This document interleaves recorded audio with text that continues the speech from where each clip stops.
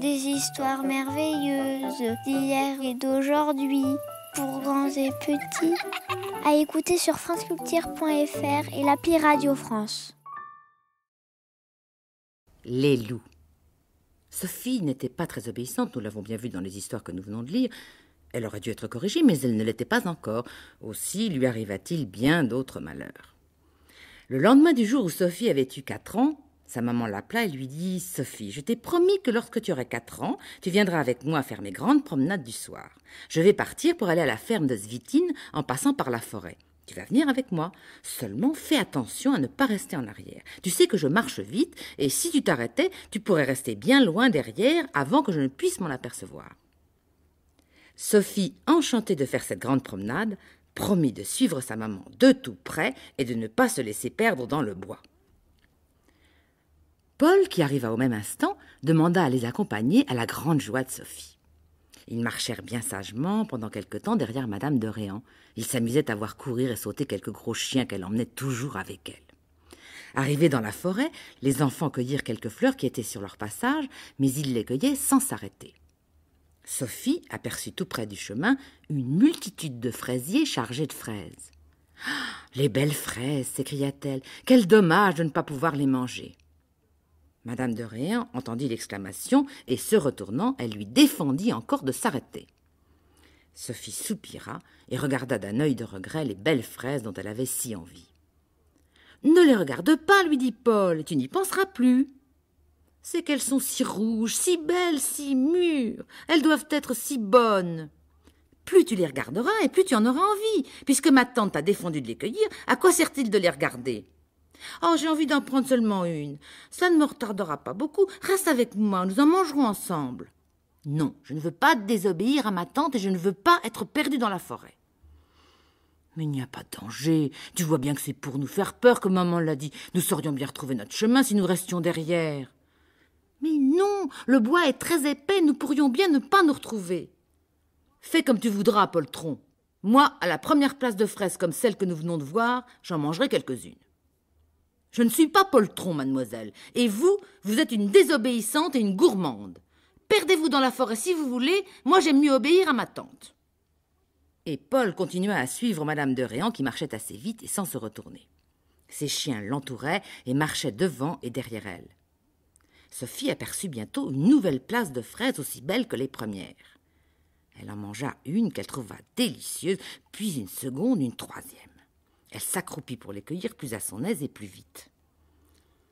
De temps en temps, elle jetait un coup d'œil sur sa maman et sur Paul qui s'éloignaient.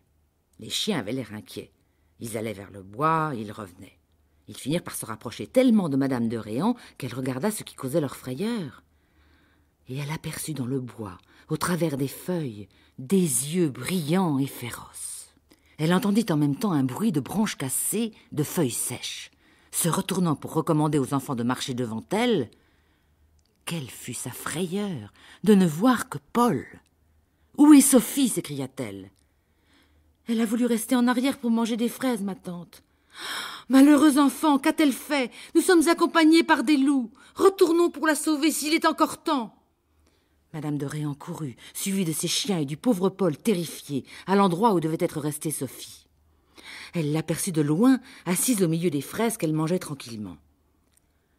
Tout d'un coup, 2 des chiens poussèrent un hurlement plaintif et coururent à toutes jambes vers Sophie. Au même moment, un loup énorme, aux yeux étincelants, à la gueule ouverte, sortit sa tête hors du bois avec précaution. Voyant accourir les chiens, il hésita un instant. Croyant avoir le temps avant leur arrivée d'emporter Sophie dans la forêt pour la dévorer ensuite, il fit un bond prodigieux et s'élança sur elle. Les chiens, voyant le danger de leur petite maîtresse et excités par les cris d'épouvante de Madame de Réan et de Paul, redoublèrent de vitesse et vinrent tomber sur le loup au moment où il saisissait les jupons de Sophie pour l'entraîner dans le bois. Le loup, se sentant mordu par les chiens, lâcha Sophie et commença avec eux une bataille terrible. La position des chiens devint très dangereuse par l'arrivée de 2 autres loups qui avaient suivi Madame de Réan et qui accouraient aussi.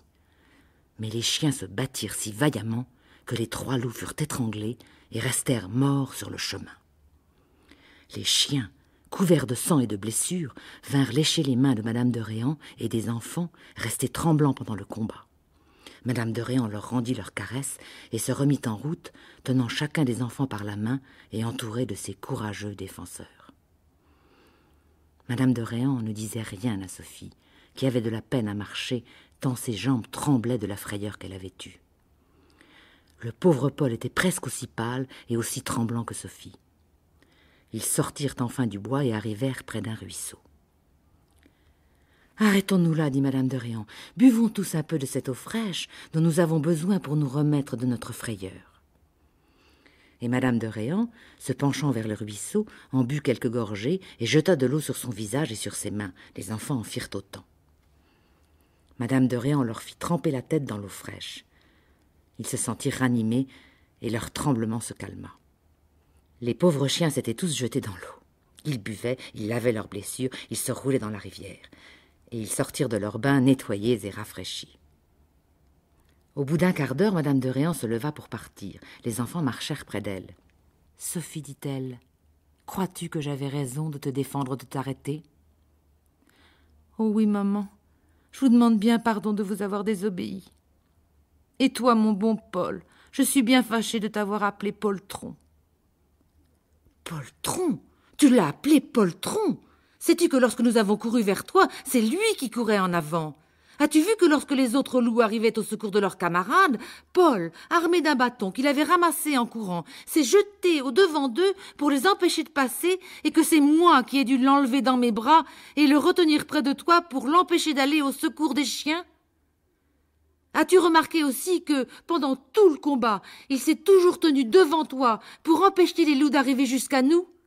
Voilà comme Paul est poltron. » Sophie se jeta au cou de Paul et l'embrassa 10 fois en lui disant « Merci, merci, mon bon Paul, mon cher Paul, je t'aimerai toujours de tout mon cœur. » Quand ils arrivèrent à la maison, tout le monde s'étonna de leur visage pâle et de la robe de Sophie déchirée par les dents du loup.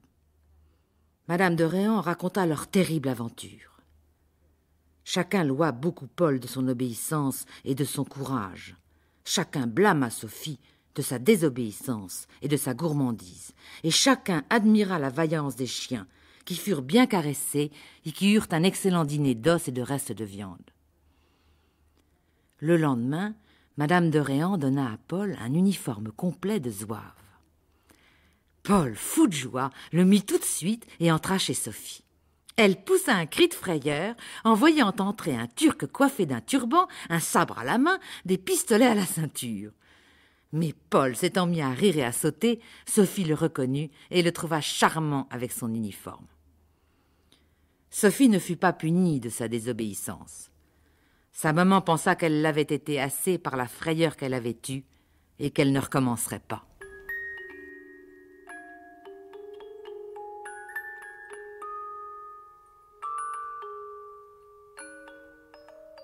Première lecture, lecture d'enfance.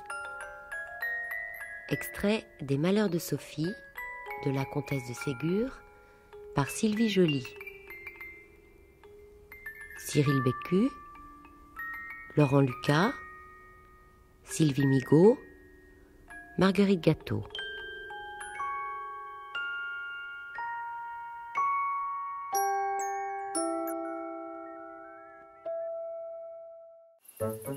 Des histoires merveilleuses d'hier et d'aujourd'hui, pour grands et petits, à écouter sur franceculture.fr et l'appli Radio France.